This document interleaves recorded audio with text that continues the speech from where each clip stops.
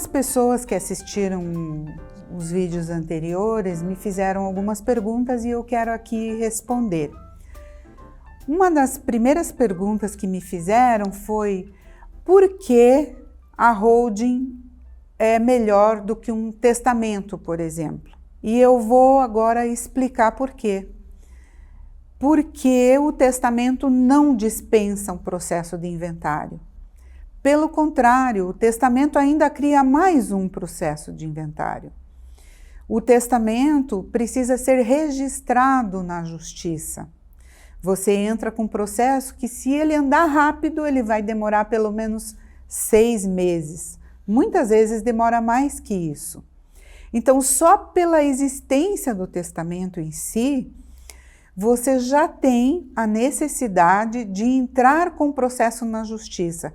Mesmo que o seu inventário possa ser feito no cartório de notas, ainda assim, antes que o cartório de notas lavre a escritura de partilha, o advogado precisa entrar com o processo de registro do testamento no sistema judicial normal, comum. Então, só por aí ele já é um complicador, um atrasador do processo de inventário. Segundo, porque o testamento, ele não elimina nenhuma necessidade ou não reduz nenhum tributo. Você tem que pagar os tributos no processo de inventário normal. Uma terceira razão para você não ter um testamento é saber que, enquanto a pessoa está em vida, geralmente os herdeiros não criam problemas. Às vezes, os herdeiros nem sabem que o pai ou a mãe fez um testamento. Acontece que quando o pai falta ou a mãe falta e o herdeiro descobre que foi feito um testamento, ele discorda do testamento. E o que ele, na verdade, faz? Ele entra na justiça para anular o testamento. No escritório tem processos assim, onde os herdeiros, não concordando com os termos do testamento, entram em juízo para tentar anular o testamento. Mesmo que esse herdeiro não consiga anular o testamento, em geral ele às vezes demora 5 até 10 anos para receber uma sentença contrária, onde o juiz diz que aquele testamento não deve ser anulado. Uma outra coisa que ocorre é os motivos pelos quais as pessoas que discordam do testamento pedem a anulação. Um dos motivos mais comuns é que um herdeiro que se sinta prejudicado pelo testamento, ele muitas vezes diz que o pai ou a mãe ou aquele testador, aquela pessoa que escreveu, que fez o testamento, lá na idade avançada não estava no gozo de suas faculdades mentais. O que ocorre nessa situação? O advogado vai ter que mover um processo, processa os outros herdeiros beneficiados do testamento.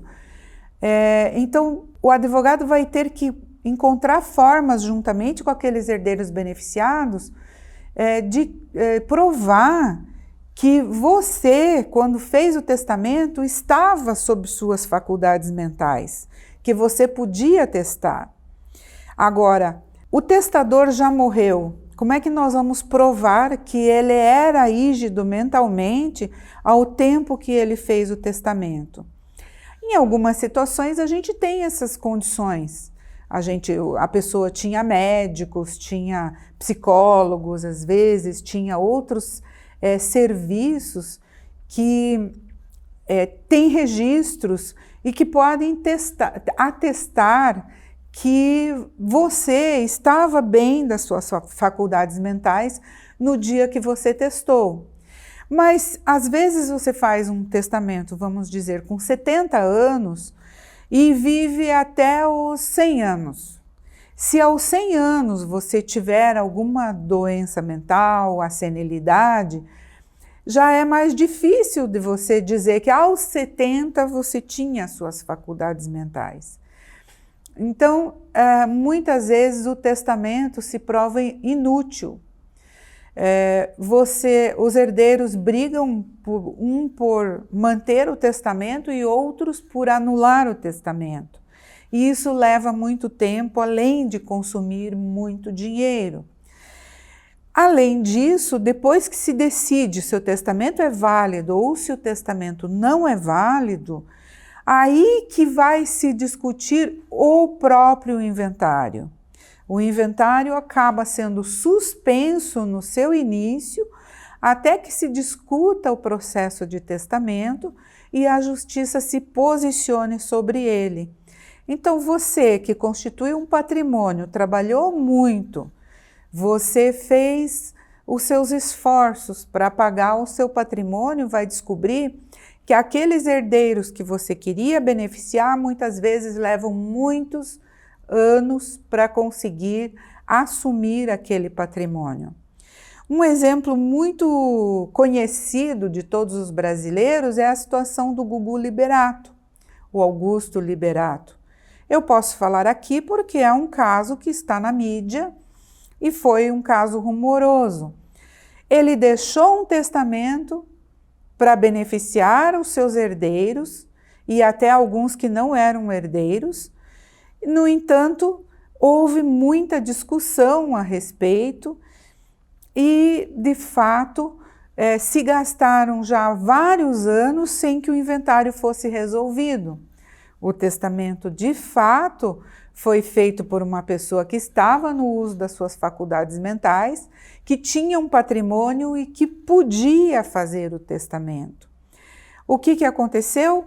Isso está se prolongando ao longo do tempo e simplesmente os herdeiros não conseguem tomar posse do seu patrimônio, não conseguem usufruir do patrimônio, principalmente dos filhos que têm o direito de herdar. Então, para que você possa compreender que o testamento não é uma solução, o testamento é só uma declaração de vontade de como você quer distribuir o patrimônio, mas ele não evita o inventário e os altos custos do inventário ainda continuam a acontecer. Há outros motivos para você não fazer um testamento, para que você não deixe para depois da sua morte que tudo isso aconteça, que o processo de partilha se inicia apenas depois. Enquanto quando você faz um processo de holding, que no caso o Gugu Liberato não conhecia ou não foi informado a respeito disso, não pôde usar, mas você está sendo informado sobre isso e você pode efetivamente usar. E em vida, junto com a sua família, sua esposa, seus filhos, o seu marido e seus filhos, e outras pessoas que porventura você queira beneficiar, você pode fazer um acordo em vida dentro de um sistema de holding e deixar isso tudo resolvido antes que você venha a faltar. E aquelas pessoas que de fato você queria beneficiar vão receber a parte do patrimônio que você destinar para elas logo depois que você vier a faltar, porque apenas com a averbação da certidão de óbito, a transmissão do inventário já acontece. Do patrimônio, melhor dizendo, já acontece.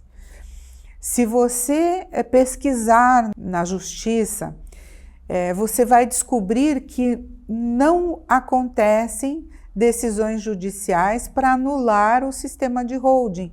Isso não ocorre com a holding. A holding é um ato que você faz em vida, você permanece na administração dos seus bens até o último dia que você quiser, e quando você vier a faltar, os seus herdeiros e os seus herdeiros testamentários, eles vão rapidamente assumir a transmissão dos bens e vão poder usufruir daquilo que você quis deixar-lhes. Então, é muito claro que o sistema de holding é muito superior do que um sistema de testamento.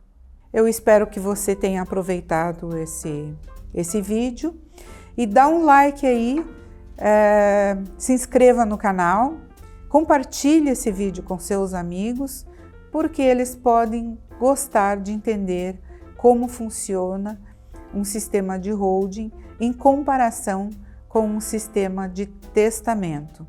Obrigada!